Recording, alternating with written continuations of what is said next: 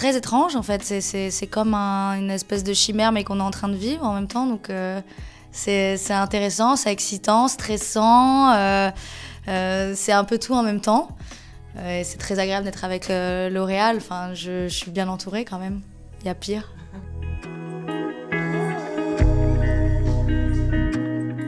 J'ai fait pas mal de courts-métrages, j'ai fait pas mal de clips vidéo, de clips musicaux.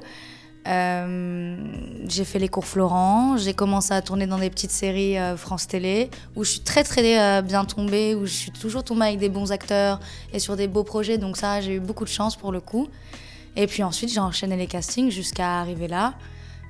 Emily in Paris, ça a été un long processus, j'ai passé plus de 5 tours d'audition. Le rôle s'appelait Camille, c'était quand même drôle, je me suis dit non c'est pas possible, c'est vraiment absolument pour moi.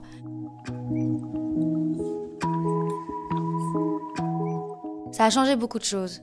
L'avantage du Covid, c'est que d'avoir les masques, du coup, il n'y avait pas un choc que les gens peuvent avoir justement, j'imagine, en ayant ce truc-là tout d'un coup international, cette reconnaissance internationale, et tout d'un coup leur vie change même dans la rue, avec leurs proches, etc. Moi, j'ai pas eu ça.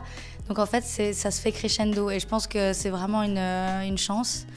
Ça a tout changé. Enfin, L'Oréal Paris, je veux dire, j'ai beaucoup shooté pour des magazines, j'ai déménagé, il y a des directeurs de casting qui ne voulaient pas forcément me voir, ben aujourd'hui ils veulent me voir.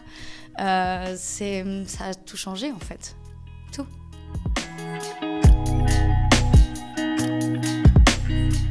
J'ai commencé par le mannequinat, donc ça fait longtemps que je fais ça. J'ai commencé quand j'avais 15 ans. Avec Premium Models qui à l'époque s'appelait Ford, avec la même agent que j'ai depuis toujours, Lydia Sambi. Et donc L'Oréal, en fait, j'avais beaucoup travaillé pour eux, mais plus des packs colos. Enfin, j'ai fait, depuis 10 ans, je travaillais un peu pour eux. Et puis finalement, Lydia un jour m'appelle, elle me dit peut-être avec Emily in Paris, ce serait bien qu'on appelle L'Oréal, qu'on voit. J'ai dit, ben dis donc, ce serait pas une mauvaise idée.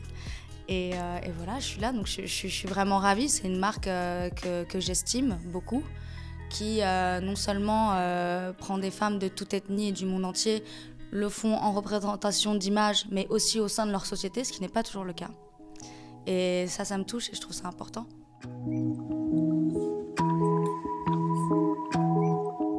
C'est très Balmain ce soir. C'est très Balmain. Ce sera un look plutôt nude en make-up et des cheveux assez étudiés.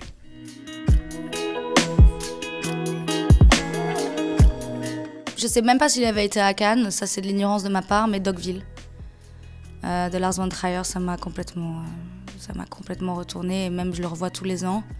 Parce que c'est quand même absurde comme thématique, et c'est absurde comme façon de faire tout un film dans un studio à la craie par terre où il mime absolument tout. Nicole Kidman, elle y est juste gigantesque. Moi, ce film m'a bouleversée, il me bouleverse toujours autant. Et je découvre des choses à chaque fois que je le re-regarde. Il y a tellement de couches, il y a tellement de trucs qui sont si subtils, si étudiés, où on est hyper distrait par plein de choses qui se passent en background parce qu'on voit tous les personnages vivre autour, que à chaque fois je remarque des trucs que j'avais jamais vus auparavant.